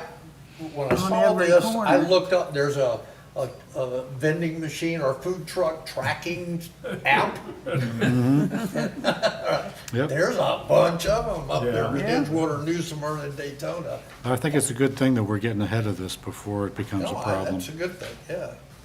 Yeah, one of the interesting things, mobile food dispensing vehicles should not operate within 250 feet of a licensed eating establishment. Hey, if I own one, that's what I want 1,000 feet. Yeah, I think that'll work. See, I had a question when this came up, and not because Mr. Bond is sitting here, but I'm thinking, if I've got a business on the river and I want to bring a food truck down there, Yeah. what's the rules? Are you a B3? B3 Marine or something? Either way, if I gotta pay $125 permit, they're not gonna come. The food truck's gonna tell me to check rocks. We're not paying $125. We barely make $250 on it. No, that's for the year. But that's for each food truck. And we rotate, you can't bring the same food truck to your business every single time. It won't show. Well, I have a paper, and I can give y'all a bunch of information on why. Okay. And like I said, this is my Thank you. new draft. You can come to the workshop. Yeah. Yep, yep, yep. We need a lot more information to. Okay, workshop it is. Yeah, there's a lot to read. Mhm. I read most of it. Okay. All right, one more, Mr. Bond? Wanna go? If I'm in. Neil Bonds, 295 Indian Creek Road. There's a lot to go over in here, but I want to hit some points really quick. Number one, understanding Oak Hill is a very small town. And what we're gonna need here, first of all, you just had someone come in, they wanna ride horses in the park, we let them do it for free. Well, I have a business here, we pay the taxes, do everything, and you want us now to force these food trucks to pay permits to come operate inside the business that's already paying you taxes. We're business owners, taxpayers, we live here. No problem with free business operating in the park, but we're here, but that's okay. All right. Number one, you have a constitutional problem in 2D2, which has really nothing to do with what would happen at the fish camp, but it says that there can't be any foul music played out of the food truck. You cannot play foul music. Well, the Constitution protects freedom of speech. You can't govern that someone can't have a foul word in music playing out. It's illegal. It's unconstitutional. Can't do it. Not something we would have playing in ours, but occasionally, you know, they might play something and a bad word might slip in. You can't be over there running the police, oh, this said a bad word on the music. Unconstitutional. You can't do it. All right. Let me see here. I tried to go in order. All right. Section 1(2)(b), notarized written permission each time. So that means we have to go fill out this form once a month when a food truck comes down, once a month on Saturdays, typically in the summer, and fill out this long form, get it notarized with permission from us, saying we're giving permission to the food truck that's right next to our building to operate. Well, of course they have permission, or I wouldn't let them operate right next to the building. So you're giving us this list of red tape that every month I've got to come down and go through to have a food truck. All the neighbors come to our food truck. I'll notarize it for free, Gil. And yeah, but we have to go through all of this red tape every time for every single, when you know we do it once a month.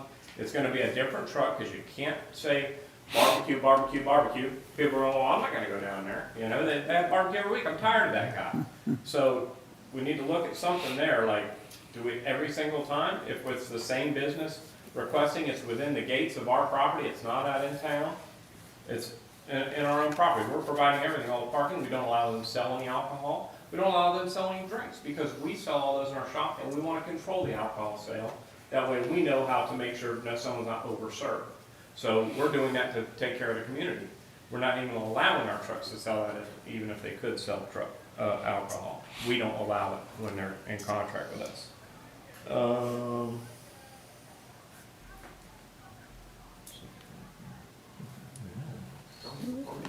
Takedown time. I don't know what the quiet hours are in Oak Hill. I'm sure we have them. But we have a takedown time that the truck has to be completely taken down, not just out of business, by 9 p.m. So if we're having music out there in the summertime, it's light till 8:30 at night. So if we're having music out there and we have a food truck, and we would always have it shut down by 8:30, because that's when we shut down. But that guy shutting his food truck down and getting moved off property might take till 9:45, 10 p.m. some nights. He's not making any noise, he's done for the night. But if quiet hours for the city aren't till 10 p.m., then I would request that the food truck can be in the process of takedown up until 10 p.m. to get off of the property. Yeah, I believe, Mr. Baum, the noise ordinance says 10 p.m. So I would just ask that would mimic the Yes. ordinance. There is, hold on, where is the signage? I had it written down here. Somewhere there's one on signage, and it talks about on right-of-way. Is it, let me look in here and see if I can find it real quick. We have a private piece of land at US 1 next to the diner. Is signage going to be permitted there if it's off of the right-of-way for the food truck, so that people on US 1, you know, just a little small cardboard sign, food truck today, so all the neighbors in the city can know, hey, there's a food truck down at the campground if you want to come down there. We don't compete with any of the restaurants. We don't hurt any of the other businesses. It's a food truck once a month, typically, one Saturday a month for a couple hours with some music down at the campground. There's a lot of stuff being drawn into here to make this seem really difficult. I get that for when you have a food truck group, like they do in New Smyrna, right where they got 20 food trucks. That's not what we're talking about down here in Oak Hill most of the time. You're talking about one food truck, And as far as like the restaurant, Mr. Mayor, sometimes the restaurants here actually want a food truck within 250 feet of it because they're part of them. They may have help for an event because their restaurant in Oak Hill not quite big enough to handle maybe a 4th of July or something. So they may want to have a food truck there. There should be an exception where they say, look, it's 4th of July. They're part of us. They're part of our business. We're partnering with them to make a nice event for the community. So they're not competition to us. We're actually, asking them to put a food truck here to help us with the load for the community on a holiday. Those are just some. I mean, I'm sure there's more, but if I study it harder, I just got a hold of it a minute ago. But I just ask that you remember that we're the little guy here, and this isn't gonna necessarily be beneficial to the community or to the businesses here if we try to act like this is, gonna be 50 food trucks in a row. If it's a single food truck on a single already paid for tax private business property that's here doing it for the local community, that we maybe look into these and put a little common sense into them. before we Any accept. ideas you have, just let Jerome know, Thank you, Mr. Bond. Thank you. Always appreciate your input. That's Thank what I you. was just about to ask if, Mr. Bonds, if you have anything that you can put in writing, if you think of anything else and send it to me, I'd appreciate it. Yes, sir, I can send you a list, no problem.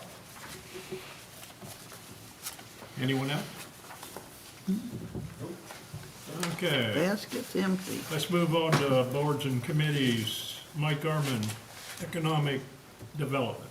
You got one more? You got Got one more thing. about the paving, Eagle Watch? That's after, that's after. Was that That's after? it? Oh, I'm sorry, Come on, let me run the You're meeting. rushing it. apologies. Thank you. It's your fault. 3 quick items.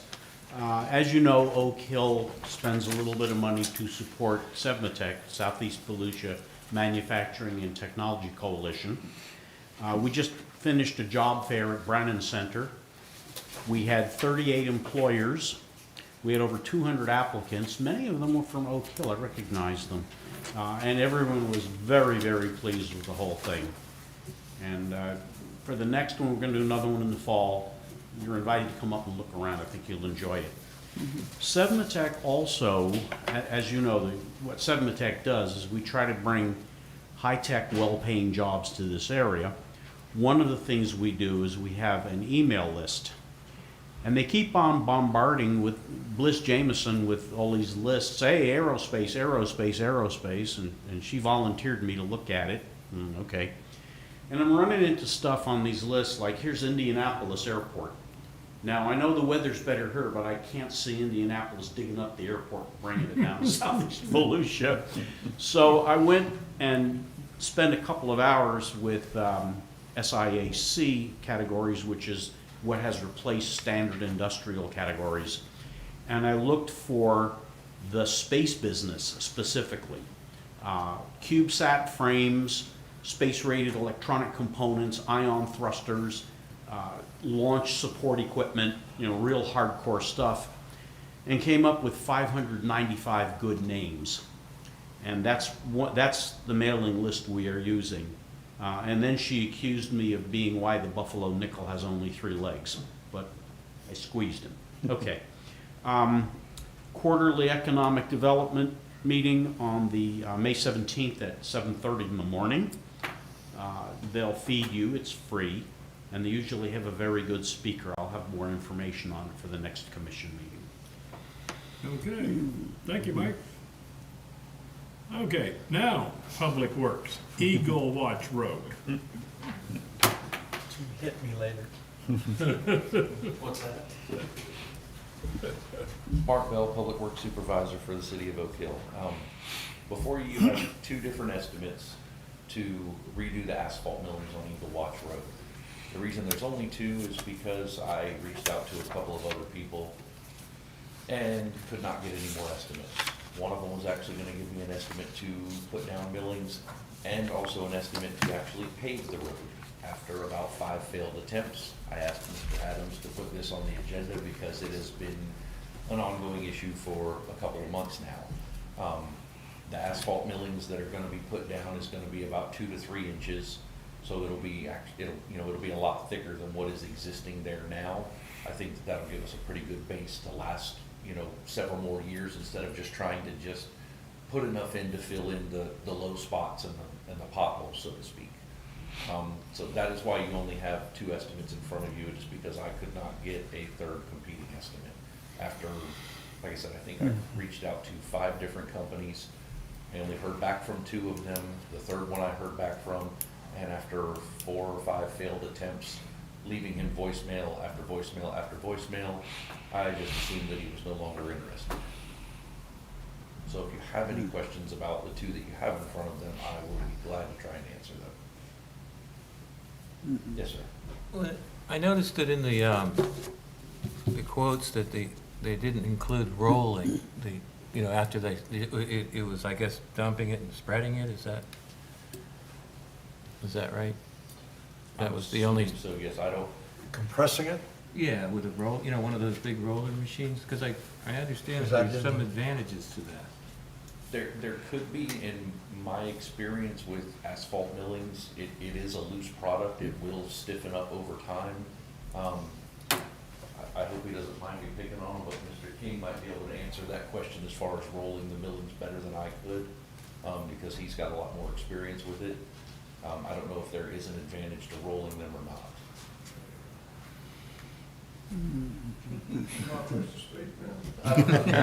You can roll it, if y'all will look at across from the school.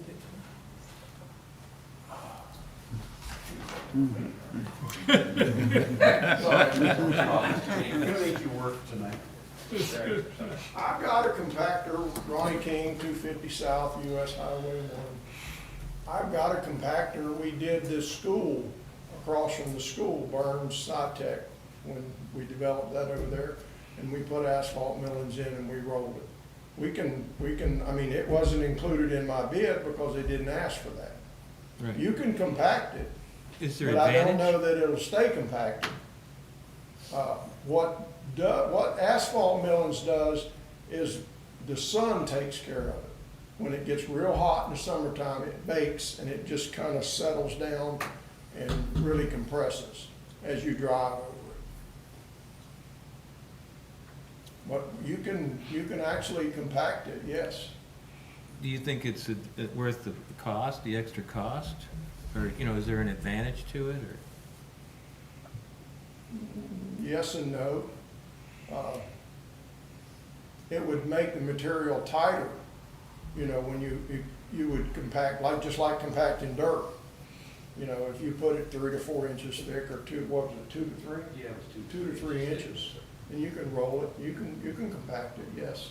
I think it would do better than just leaving it loose, you know, just a loose, I did some work on Baywood for them people over there, you know, that's a private street. And they hired me to put some material in there, and we didn't compact that, and it turned out great. We didn't use asphalt millings, they just used crushed concrete. Concrete fines out of concrete from the crushing concrete. And that does not adhere, right? Like, What? like, that does not adhere like the asphalt Yeah, the millings do? concrete it gets real dusty when it's dry. It creates a real dusty road. I wouldn't use concrete, I would use asphalt millings. Because it's just ground up, you know, just ground up asphalt, that's all it is. Yeah. And where I looked at it, getting some, is they run it through a crusher. If you know, when they grind roads, it comes up in big chunks, maybe the size of a baseball down to nothing, just give you an idea. Then they run it through a crusher, and it makes it into like P-rock, like marble size, maybe the golf ball size and down. And the finer you make that stuff, the better it lays out and it compacts when you drive on it, or compact it with a machine. Now, there's some amount of compaction when you're actually moving your machines across Yes, it, right? So, I yes. mean, you're kind of getting it compacted Yes, anyway, yes, but as you're not having a spreading it out. steamroller to go. Right, yeah. right, as you're spreading it out, yeah, with a skid steer or whatever. Yeah, Yeah. Does that answer your question. I Thank mean, you. As far as compacting it, I would probably recommend you do that, yeah, roll a compactor on it. I have a vibratory roller. Okay. Would you be, Cost. I'm sorry, yeah, that's what I was just gonna ask. I'd have to do the square footage, I think it was 17. 17,000, 17,000. 400. Yes. Probably another $1,000, just off the top of my head.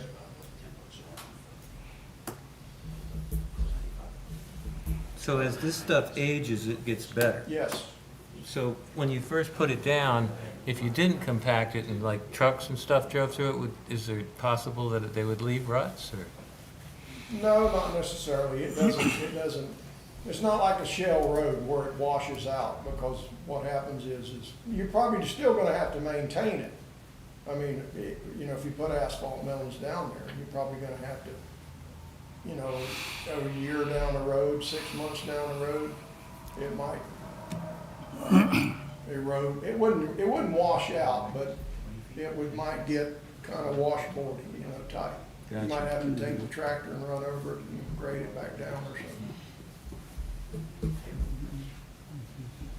If you rolled it, would that still be an option later on to level it again if you needed to, or? That stuff gets pretty hard once you put it down there and get it where you want it, and the sun beats on it, and, you know, we get 70, 90 degree temperatures, and it gets pretty hard. It would probably get, probably not as hard as like hot asphalt, like hot mix, but it would be real close to being the same. I mean, I've done them before, and well, look at the school over there. I mean, that's been what, 2 or 3 years, 4 years? About 4 years, yeah. Yeah, and it's pretty tight, I mean, and it's downhill, you know, it goes down at a slope, and it's held up real good. And we roll that when we put it in there. Okay. So we're looking at 8,500 having it rolled. Yep. What do you think? I think it's worth it. It's worth it? Yeah. I wish I knew more about it. And even still with the extra 1,000 to roll it, it's still less than the other bid Yeah, oh, yeah.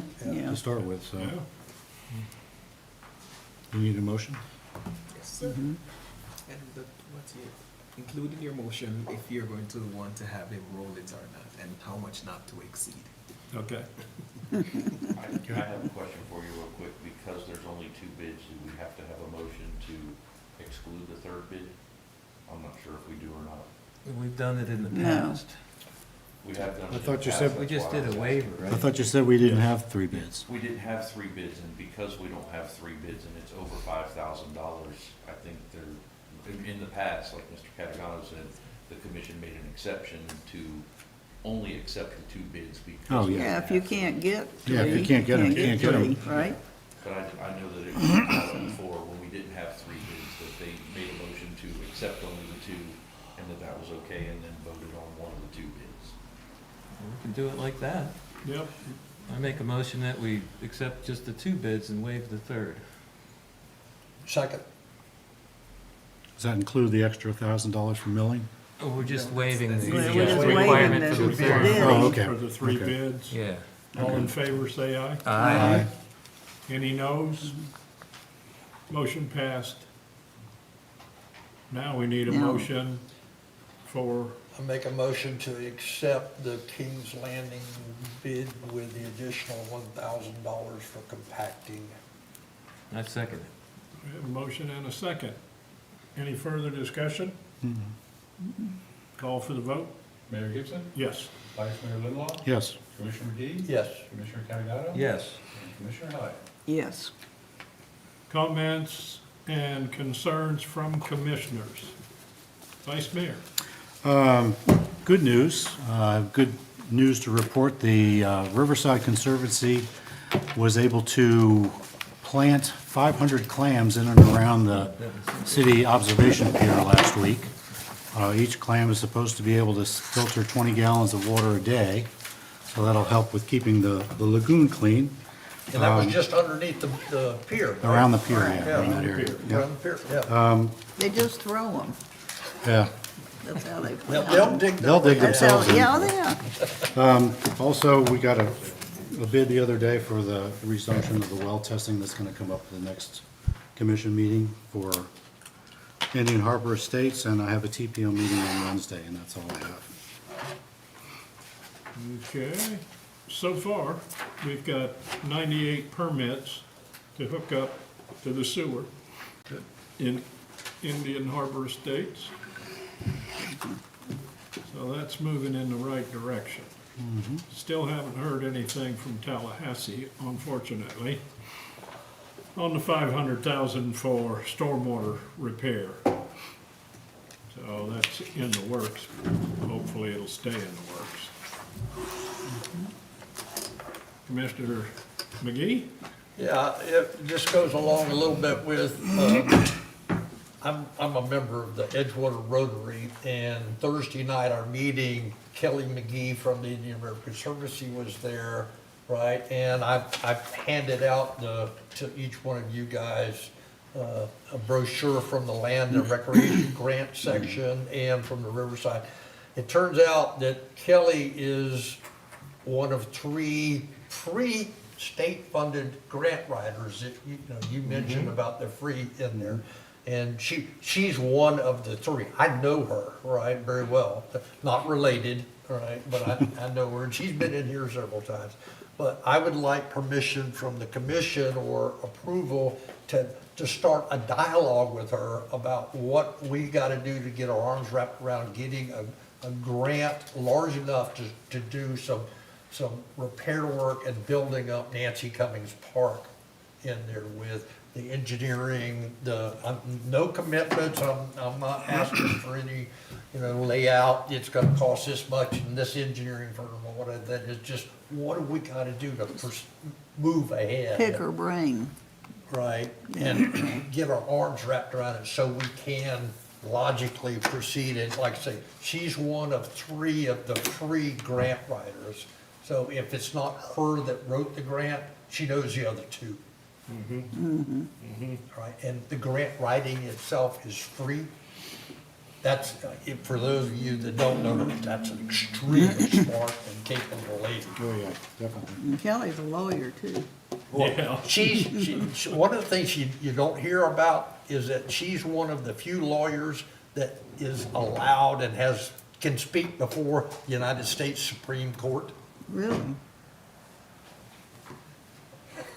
So she's got it together. She's got the clout. Yep. She's got the clout, she's got the people, she knows how to do this. So I think it's gonna be a large magnitude grant to get the engineering done, to get the drainage done, to raise the level of it, and then without impacting the homes that are around there, with all that. So in Go with order it. to make that park what it can be, I'd like this permission to have a dialogue with her and bring back, right, to the commission, how do we proceed and what are the steps we've got to go through? No I commitments, think it's a good idea. So I'd like y'all's permission to do that, if that's okay. Anybody got Okay.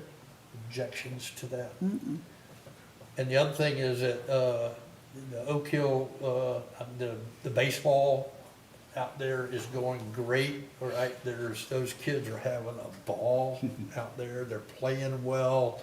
I'm just very proud of all of those, and there's so many coaches and parents and families that are showing up out there, and it's a really great thing, so, we're really proud. We did a good job as a city of putting that park out there, and there's a lot of kids, there's 148, Yeah, a bunch of them. something like that, kids utilizing. More than I wanna mess with. There's a bunch of them, so, but I just, that, it's a good thing. So, Yeah. Yep. That's my 2 cents. I went down to the park Saturday and watched them with the horses, and everything looked pretty benign to me. I mean, they were basically just walking off the road through the kayak, that little kayak dirt path, and then went right into the water.